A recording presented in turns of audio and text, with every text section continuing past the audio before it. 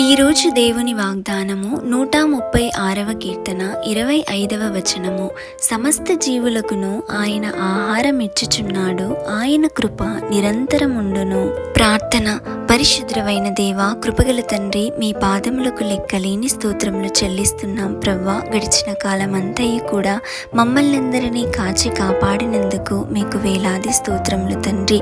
అవును యేసయ్య, అనుదినము మాకు కావలసిన ఆహారమును సమకూరుస్తూ మమ్మల్ని పోషిస్తున్న గొప్ప దేవుడవు తండ్రి. ఈ భాగ్యము లేక ఎంతోమంది నశించిపోతున్నారు ప్రవ్వా. మాకు ఇచ్చిన ఈ కృపను బట్టి, మీ దయను బట్టి మీకు స్తోత్రములు తండ్రి. మేము కూడా ప్రభువా, ఇతరుల యొక్క ఆకలిని తీర్చే సహృదయమును మాకు అనుగ్రహించండి.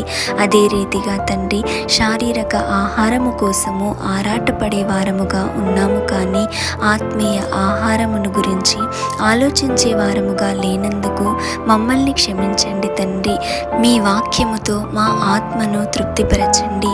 మమ్మల్ని జీవింపచేసి మీ వాక్యమును చదివి ధ్యానించి వాక్యానుసారముగా జీవిస్తూ ఆత్మీయ బలమును పొందుకునే ధన్యతను మా అందరికీ అనుగ్రహించుమని నజరేయుడైన యేసు నామములో అడిగి వేడుకొని పొంది ఉన్నాము తండ్రి.